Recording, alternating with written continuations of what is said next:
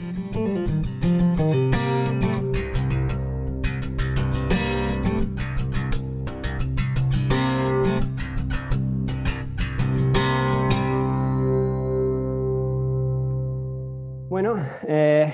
es un gusto estar aquí otro domingo más con toda mi familia aquí.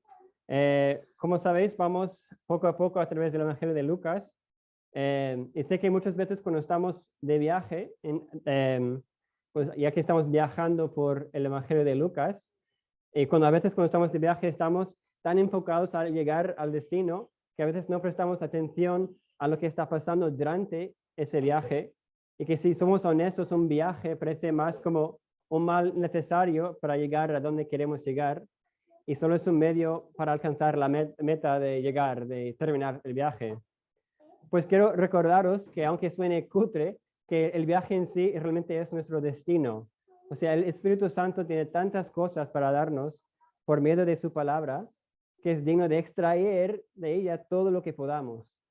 Así pues, con eso como prólogo, vamos a volver a Lucas y voy a orar también brevemente para nuestro tiempo en la palabra otra vez. Señor, por favor, pedimos que nos ayudes de concentrarnos en estos momentos que tú haces por este estudio, por todo esto, Señor, lo que sería por mí solo imposible y en vano si no fuera por tu poder. Que tú hables, Señor, por tu Espíritu, que tú seas conocido y glorificado en esta mañana. En tu nombre, amén. Ahora, seguro que sois más espirituales que yo. Nunca pensarías en esta pregunta, pero a veces me pregunto a mí mismo, ¿por qué nos dejaría Cristo en este mundo? O sea, ¿por qué no llevarnos con Él en el momento que nos salva? O sea, si no somos de este mundo, tal como nos dicen las Escrituras, ¿qué estamos haciendo aquí? O sea, ¿por qué nos dejaría Dios en un mundo de pecado y muerte después de rescatarnos del pecado y muerte? O sea, ¿no nos ama o qué está pasando aquí? ¿Cuál es el propósito tras de esto? Pues esta es la pregunta que quiero que consideremos en esta mañana en nuestro estudio de Lucas. Así que vamos a Lucas 10, donde lo dejamos la última vez en el primer versículo, Lucas 10. Y vamos a mirar primero los primeros dos versículos. Lucas 10. Después de esto, el Señor designó a otros 70 y los envió de dos en dos delante de él a toda ciudad y lugar a donde él había de ir. Y les decía, la mies es mucha, pero los obreros pocos. Rogad, por tanto, al Señor de la mies que envíe obreros a su mies.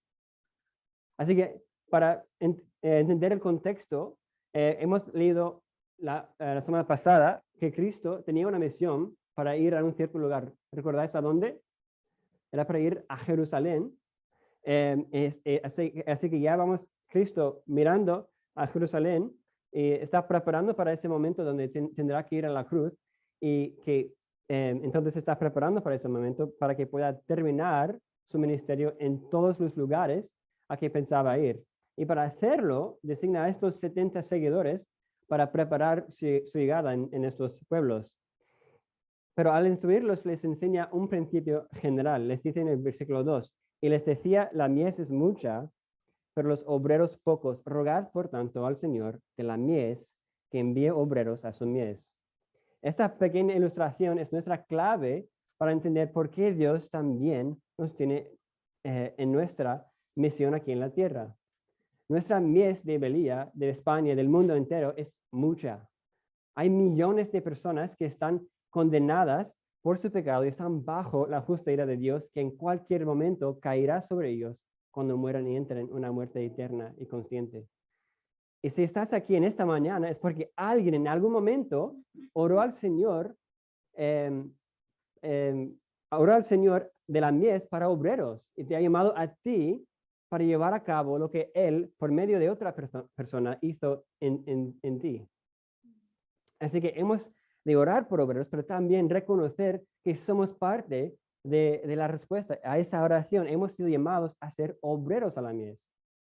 Entonces tenemos dos opciones, o rebelarnos contra Dios mismo, o obedecerle y decirle como Isaías, heme aquí, Señor, envíame a mí.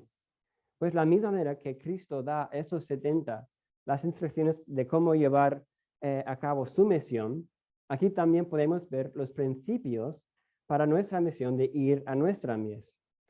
Y no vamos a intentar encontrar un detalle detrás de cada detalle, un principio detrás de cada detalle, pero hay, como hemos dicho, principios generales que podemos aplicar.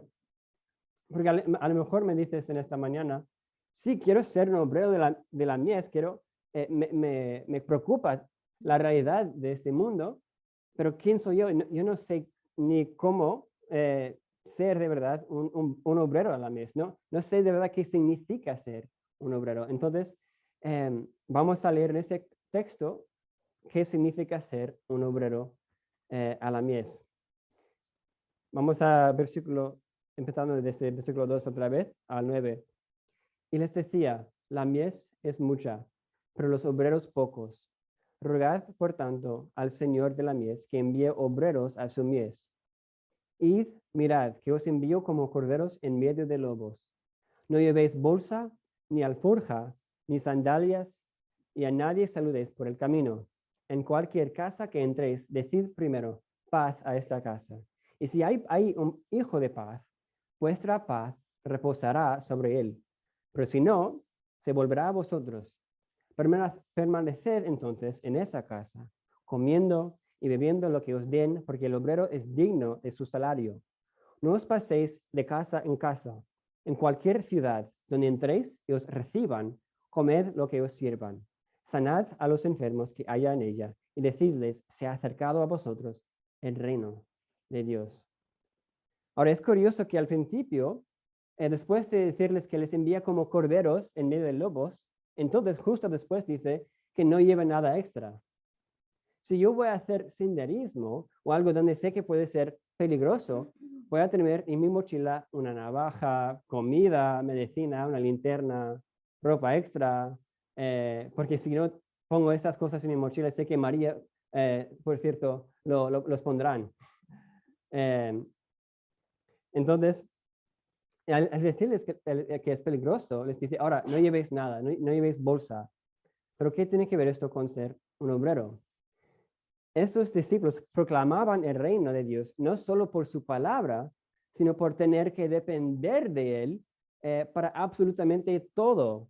Era una dependencia radical que él quería instruirles de que no era un mensaje puro, sino un mensaje que llevaba una vida de dependencia tras de ello. Ellos fueron enviados para anunciar aquel de quien ellos mismos dependían por sus vidas. Entonces, para nosotros, ¿profesamos a Cristo como Salvador solo con la boca? ¿O es nuestra vida entera un testigo ardiente de Él? Y hay que reconocer que en este contexto es distinto. No estoy diciendo que no debes trabajar, porque ese trabajo, claro, es el medio de Dios para proveer para ti. En este contexto su misión era distinta en eso. Pero lo que estoy diciendo es que un obrero de Dios no solo proclama el contenido del evangelio a los perdidos, sino que su vida entera gira alrededor de Cristo y su evangelio. Es todo de él, es su todo. Es por la mañana ya clamando al Señor por la ayuda, clamando al Señor que es su salvador personal, que es su vida, que ve todo, procesa todo por su relación con Cristo en su evangelio. Así que proclamamos el evangelio desde una vida dependiente de él, porque esa es la vida que realmente brilla en la oscuridad para que otros vean la realidad del mensaje. Porque si no es así, si solo lo decimos, ¿qué será sino solo un hipócrita religioso más en este mundo? ¿Verdad?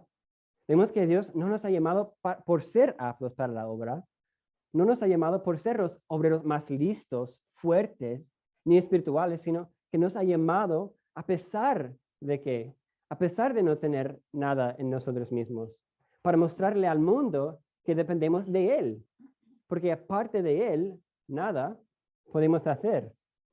Entonces, ¿qué excusa vamos a poner a esta misión? A lo mejor dices, no, es que no puedo ser obrero a la mesa, es que yo no soy muy listo, es que yo no conozco suficientemente las escrituras, es que yo soy tímido. Pero Dios no te ha llamado por quién eres tú, te ha llamado por quién es Él. ¿Acaso estamos anunciando las buenas noticias de nosotros mismos, de lo que nosotros podemos hacer? ¿O las buenas noticias de Cristo? Vemos también en el mismo versículo que dice que ni saludéis por el camino. Los discípulos eran instruidos de que no tenían que guardar las costumbres de saludar a las personas en la calle, que sobre todo en su contexto era un proceso largo de mantener conversaciones muy superficiales con la gente con quien se encontraba en la calle, en camino a su destino. Pero esto nos enseña que tanto la misión de los 70 discípulos como nuestra misión es una misión urgente, de verdad. Y esto para mí me desafía, os digo, bastante, porque vivimos con la urgencia de la realidad de la mies, o sea, vivimos como si de verdad existiera un infierno que espera a los que no vengan a Cristo. ¿Proclamamos a Cristo como una opción más o le proclamamos como el único camino, la única verdad y la única vida? Si nosotros no proclamamos y vivimos el Evangelio desde esta realidad de lo urgente que es, ¿por qué esperamos que la gente nos van a escuchar? Tenemos que reconocer dos cosas. Leímos en el versículo 2, leímos que el mismo Señor es de la mies, es el Señor de la mies, es el mismo Señor que manda los obreros. Él sabe quién son los suyos y los suyos escucharán su voz, como dice Juan 10:14. Pero nos ha llamado a nosotros como obreros a la mies para ser los medios privilegiados para llevar a cabo sus decretos eternos. Dios no solamente ordena el fin, sino también ordena los medios para alcanzar ese fin. Y nosotros somos esos medios, somos esas manos de Cristo. Cristo y Pablo nos compara como el cuerpo mismo de Cristo. Así es la relación íntima con nosotros y Cristo. Debemos ser fieles a ir, no por los resultados que esperamos ver, sino por ser fieles y obedientes a aquel que nos salvó. Así que mantenemos la confianza en el Señor de la mies para salvar en una mano y mostramos esa confianza por nuestra obediencia para ser sus medios en la otra mano. Ese equilibrio entre la soberanía de Dios para salvar a los suyos y nuestra responsabilidad de ir y ser obedientes, me gusta mucho como Charles Spurgeon lo dijo, dice, es potente, dice, si los pecadores serán condenados, al menos que salten al infierno por sobre nuestros cuerpos. Y si perecen, que perezcan con nuestros brazos en torno a sus rodillas, implorando para que se queden. Si el infierno ha de ser llenado, al menos que lo sea con nuestras exhortaciones y que nadie vaya allí sin haber sido avisado y sin que nadie haya orado por esa persona. Así que hemos visto esos dos aspectos de qué significa ser un obrero.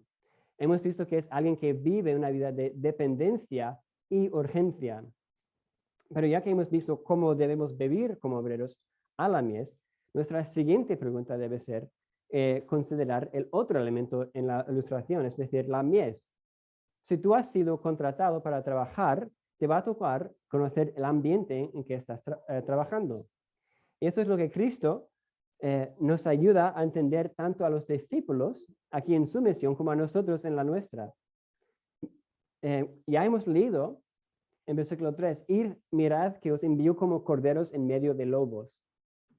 Es decir, ya les han dicho que a donde han sido llamados a ir no serán muy bienvenidos, o sea, que van a estar básicamente en territorio del enemigo.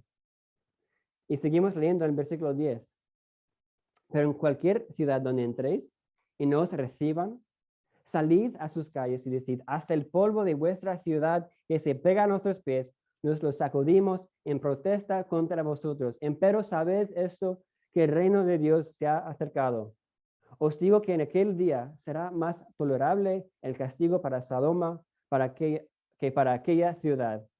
Ay de ti, Corazín, ay de ti, Betsaida, porque si los milagros que se hicieron en vosotras hubieran sido hechos en Tiro y Sidón, hace tiempo que se hubieran arrepentido sentados en cilicio y ceniza.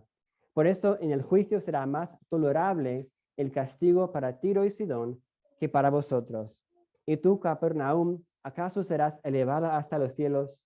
hasta el Hades serás hundida. El que a vosotros escucha, a mí me escucha. Y el que a vosotros rechaza, a mí me rechaza. Y el que a mí me rechaza, rechaza al que me envió. Ahora Cristo les está instruyendo de cómo deben actuar ante el rechazo en medio de lobos, digamos, ¿no? De nuevo, destaca las dos cosas que ya hemos visto, la urgencia de su misión, que no era una misión que se puede tomar o dejar, sino que esos pueblos tenían que entender que por rechazar a los que Cristo enviaba, estaban rechazando la misericordia de Cristo mismo, el cual es Dios mismo. El coste de ese rechazo es verdaderamente horrible, como leímos, porque se les compara a Sodoma. Ese juicio, esa realidad, nos recuerda de nuevo por qué es urgente esta misión. Y vimos la semana pasada que cuando los samaritanos rechazaron a Cristo, aunque solo esperaban juicio, la misión de Cristo no era en ese momento para condenarles, sino salvarles de lo que ya merecían. Y es también nuestra misión. Y para mí es muy potente esta última frase. El que a vosotros escucha, a mí me escucha. El que a vosotros rechaza, a mí me rechaza. El que a mí me rechaza, rechaza al que me envió. Esto es algo que nos debe dar mucho coraje. Ya hemos mencionado la realidad de que Cristo nos da a nosotros el beneficio de ser sus manos, de ser el medio para alcanzar sus propósitos eternos. Y es increíble porque cuando estoy hablando con alguien del Evangelio, están escuchando a Cristo mismo. A veces podemos decir, jolín, tío, si Jesús mismo podría hablar con mi amigo y que no tenía que ser yo, entonces ellos escucharán. Pero Cristo nos está diciendo en este texto, pues por eso te he puesto tú. Tú habla y escucharán a mí. Y a la vez, si nos rechazan a nosotros y nuestro mensaje, no nos están rechazando a nosotros, sino a nuestro Señor, a quien están escuchando. Nosotros en realidad no podemos ser rechazados. Nosotros tenemos la aprobación del Señor de la mies. No está en juego mi identidad ni mi autoestima. Es Dios con quien están enfadados. Eso nos puede doler mucho por nuestro amor para ellos, pero no nos destruye, no nos impide la misión y debemos seguir adelante. Eso es el mundo y la mies que nos esperan. Y si no te aceptan, no te debes sorprender. Es la triste realidad de no pertenecer aquí. Debemos sentirnos de verdad como extranjeros hasta que volvamos a nuestra verdadera casa después de una vida entera de obrar para el Señor. Entonces no nos lleva al enfado si somos rechazados, aun si nos insultan, lo que sea, porque la realidad de su juicio es infinitamente peor que cualquier cosa que nos pueda hacer a nosotros. Me recuerda mucho a lo que dice David en el Salmo 73 cuando está luchando. No tienes que buscarlo, pero cuando está luchando con la realidad de esos malvados que le están tratando mal, que están insultando, pegándole, y que están viviendo bien y no están respetando la ley de Dios, están viviendo en pecado total. Estaba luchando y luchando, y dice al final que era duro, y dice al final, hasta que entrado en el santuario de Dios, comprendí el fin de ellos. Cuando él comprendió su fin, puso todo en la perspectiva correcta, todo en su verdadera realidad en que vivían. Entonces no tenían que enfadar, no tenían que preocupar porque veía la realidad de lo que estaba encima de ellos y a quien él pertenecía. Así que hemos visto muchas cosas en esta mañana, pero empezamos con la pregunta de por qué nos ha dejado Dios aquí. Hemos visto que la respuesta es la misma razón de que Dios dejó la persona que nos compartió el Evangelio. Nos ha dejado para ser sus obreros a la mies, para ser luces, ¿verdad?, radiantes con todo nuestro ser en medio de un mundo de tinieblas y hostilidad. Sí que nos envía como corderos entre lobos, pero no nos ha enviado solos. Ha dicho al principio que eran de ir dos en dos juntos, pero también Él nos acompaña en cada momento de este viaje, de esta obra. La semana que viene vamos a ver el resultado de esta misión, pero por ahora quiero que enfoquemos y consideremos la realidad de qué es, por qué hemos sido dejados aquí, por qué estamos aquí, y qué es lo que Dios nos está llamando a hacer en la realidad en que vivimos, de vivir dependiente de Él, que no estamos aquí intentando proclamar algo que nosotros de verdad no creemos, porque no vivimos por ello.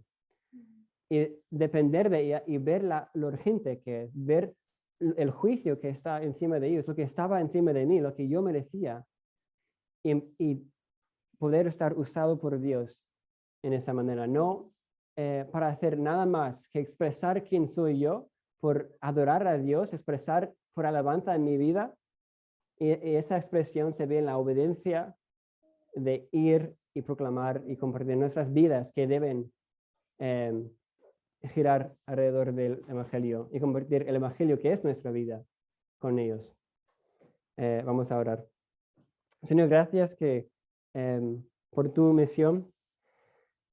Señor, gracias que tú estás con nosotros. Gracias por salvarnos, Señor. Nosotros estábamos bajo tu juicio. Tenemos memorias conscientes, tenemos memorias de, Señor, estar en pecado y quererlo tanto. Y, Señor, rebelar contra ti, pero hasta a nosotros nos salvaste eh, por un propósito. Y, Señor, gracias que podemos ser tus manos, Señor, tus medios. Podemos descansar que tú conoces los tuyos, Señor, y tú eres poderoso para salvar. Y dejarnos descansar en ti, vivir por ti, pero a la vez proclamar la realidad con todo que somos a nuestros vecinos, que Señor, nos has llamado a amar de esta forma, aunque no entienden su propio estado bajo de tu juicio. Señor, ayúdanos, Señor, danos sabiduría, discernimiento, porque esto es una obra dura, pero cuando consideremos el fin de ellos, Señor, vemos que todo tenemos en ti, Señor, y nada nos faltará.